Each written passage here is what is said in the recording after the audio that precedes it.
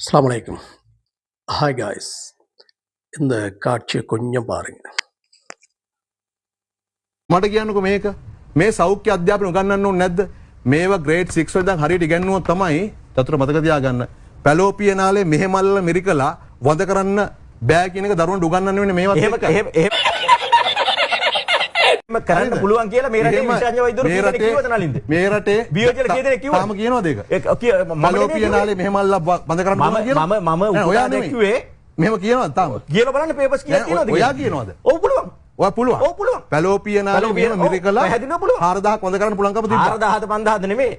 නලින්දර වෛද්‍ය විද්‍යාව දැනුමක් තියෙනවනේ මූලික. දැනුම තියෙන නිසා තමයි කියන්නේ. මම පෙන්නන විශේෂඥ වෛද්‍යවරු කීදෙනෙක් එපා දේශපාලන. ප්‍රසානාරි වෛද්‍යවරු කීදෙනෙක් ඒ කතාව කිව්වද? ඔයා කියන්නකෝ. ඉතින් ඔව් පුළුවන්. මෙහෙම මිරිකලා පැලෝපියනාලේ මිරිකලා 4000ක් වඳ කරන්න පුළුවන්. මිරිකන්නේ මොකෙන්ද?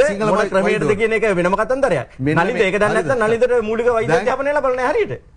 එහෙම හරි දැන් පුළුවන් කියලා ශාපිය වඳ කරාද? ඒක ඉතින් ඔයගොල්ලෝ පරීක්ෂණය කරලා කතාවත් එක්කනේ ආවේ.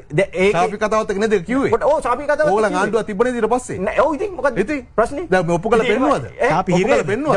ශාපි හිරේද? ශාපි කීයක් තිබුණද? කේස් කීයක් තිබුණද? කොහොමද සිංහල මවුරු 10000ක් වඳ කරලා වානේ මූලිකේ කිව්වේ. නඩුව කොහොමද ඉවරුනේ? මූලිකේ කිව්වා නේද? නිදොස්කොට නිදහස් වුණාද? අහන්න කියන්න. නිදොස්කොට නිදහස් වුණාද නැද්ද? මොකද කවුද මූලික පරීක්ෂණය කරේ? ඔයත් එකට වැඩ කරපු වෛද්‍යවරු මූලික පරීක්ෂණයක් කරලා කියනවා නම් මෙයා මේවා කරලා තියෙනවා කියලා ආණ්ඩුවනේ හිටියේ ඈ ඔයගොල්ලන් ආණ්ඩුවනේ හිටියේ අපේ ආණ්ඩුවනේ උදව් කරපු ආණ්ඩුවනේ තිබුණේ ගෝඨාභය රාජපක්ෂ ගෝඨාභය රාජපක්ෂ මහත්තයා ඔබතුමා ගෝඨාභය රාජපක්ෂ ආණ්ඩුව තිබුණේ නේද පොඩ කිනේ ඔව් ඊට පස්සේ ගෝඨාභය රාජපක්ෂ ආණ්ඩුවක් ආවද ඔයා කැමතිකම් කරාද ඔව් ඉතින් මම ඒවට බලපෑම් කරන්න ගියේ නෑනේ නෑ බලපෑම් නෙවෙයි නීති හරියට කරන්න සමාජයට මේවා කියන්න ඕනේ මේ වගේ තමන්ගේ දේශපාලන අරමුණු වෙනුවෙන් මිනිස්සු කුලප්පු කරලා සමාජයේ ලොකු ප්‍රශ්න හදන්න හදන කට්ටියට උත්තරයක් දෙන්න ඕන. මේ ව්‍යවසායකත් සහ මූල්‍ය සාක්ෂරතාවය. මේ හොඳ නැද්ද? අනිවාර්යයෙන්ම. මෙතන කොහෙද තියෙන්නේ මේ ලිංගික ක්‍රමියාව? හරිද? මේ භූගෝල විද්‍යාව කොහෙද ප්‍රශ්න තියෙන්නේ? දැන් මොකක් හරි ආණ්ඩුවක් තීන්දුවක් අරගෙන. දැන් මේ කියන්න හදන්නේ ඒකනේ. අපේ ප්‍රතිපත්තියත් එක්ක ලයින් කරගෙන ඒ පැත්තට ලියන්න හදනවා වගේ ගන්න මේ කියන්න හදන්නේ.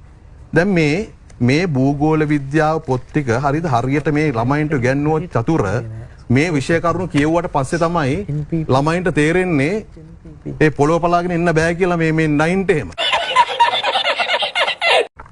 බෝතල් එහෙම ඉන්න බෑ කියලා මේවා ළමයින්ට උගන්වන්න ඕන මේ මොඩියුල් ටික හරියට කළොත් මතක තියාගන්න මෙන්න මේ අරමුණ ඉෂ්ට වෙනවා ඒ තමයි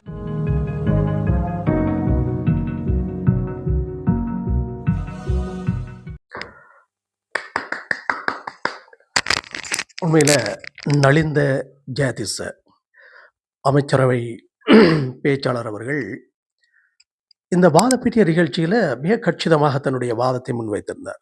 அற்புதமாக இருந்தது. எதிரணியினர் உண்மையிலே தள்ளாடுகிற அல்லது திக்குமுக்காடுகிற நிலைமையை காணக்கூடியதாக இருந்தது. பேசுறதுக்கு இயலாத யதார்த்தம் நிச்சயமாக வெல்லும் என்றதில் எந்த விதமான இரண்டாவது கருத்தும் இல்லை என்ற